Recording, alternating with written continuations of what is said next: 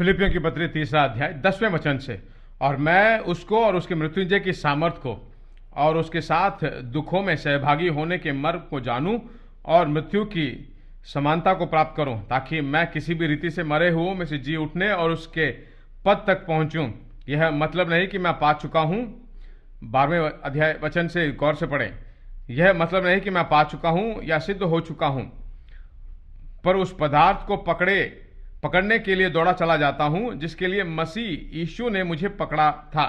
मसीह यीशु के लिए जिस विचार से मुझे परमेश्वर ने पकड़ा है, जिस उद्देश्य से परमेश्वर मुझे पकड़ा है, उस उद्देश्य को पकड़कर उसके पीछे दौड़ा चला जाता हूं। एक विचार से, एक उद्देश्य से उसको अलग किया, पकड़ा, और जिस विचार से परमेश्वर ने उसको अलग किया उसी को मैं पकड़े रहा हूं, कुछ और नहीं पकड़ा हूं।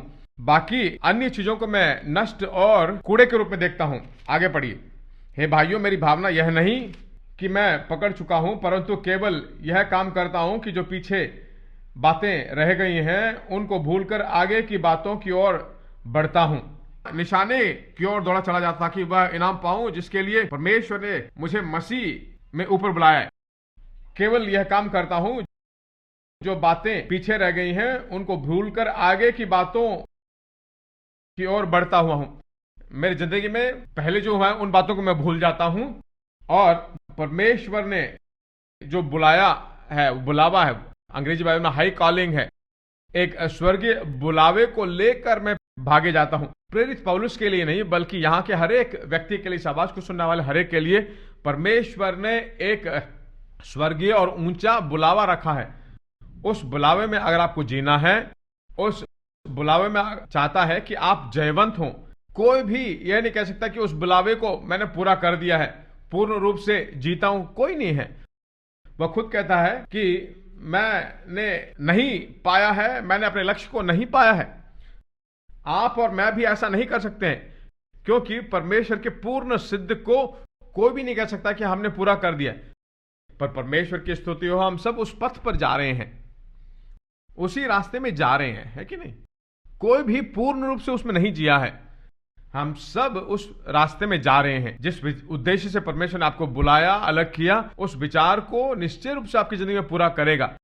यही परमेश्वर के बारे में है। जिस विचार से उसने आपको बुलाया, जिसने भले काम आपके अंदर शुरू किया है, वह आखिर तक जो है आपको अगुवाई करके आपको डेस्टिनी में, लक्ष्य में जाकर छोड़ेगा।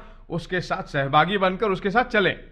प्रेरित पौलुस के बारे में कार्य यह है, परमेश्वर के द्वारा बहुत ही सामर्थ्यपूर्वक उपयोग किया गया। मरे हुओं को उसने जिलाया। जहां सुसमाचार पहुंचा नहीं, वहां जाकर उसने सुनाया, दुनिया को उल्टा कर दिया।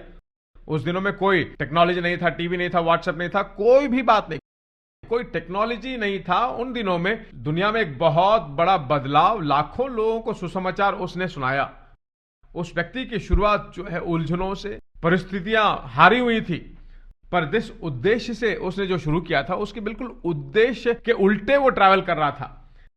जिस सुसमाचार को सुनाने के लिए परमेश्वर ने उसे बुलाया था, उसी सुसमाचार को नाश करने के लिए सफर कर रहा था। उसका उद्देश्य जो भी था, उस उद्देश्य के बिल्कुल उल्टे काम करता था। पर परमेश्वर ने उस मनुष्य को चुना, उसके लिए जो पूर्ण उद्देश्य परमेश्वर ने कहा था उसको पूरा किया। वही परमेश्वर का काम है, साधारण सा काम नहीं है, ऑपोजिट में भागने वाला। हम तो उस रास्ते में जा रहे हैं, पर यह बिल्कुल उल्टा। जिस उद्देश्य से बुलाया, उस उद्देश्य को नाश करने के लिए प्रयास करता था, पर फिर भी परमेश्वर ने उसको चुना। दुनिया को उल्टा किया, दुनिया को हिला दिया, कलीसियाओं के लिए आशीष बनकर रहा। परमेश्वर आपके बारे में भी यही उसका इच्छा है। आज शायद हार गए होंगे, परमेश्वर के उद्देश्य को, योजनाओं को शायद खो दिया होगा। यह मत सोचिए कि हमने खो दिया है। परमेश्वर के उस प्रेम को समझ जाइए, परमेश्वर से और करीबी जिए। आपको भी एक जमाने में दुनिया कहेगा, दुनिया के लिए बहुत ही आशीष का कारण था, दुनिया को हिलाने वाले यहां पर जिए हैं, ऐसा लोग आपको देखकर भी कहेंगे।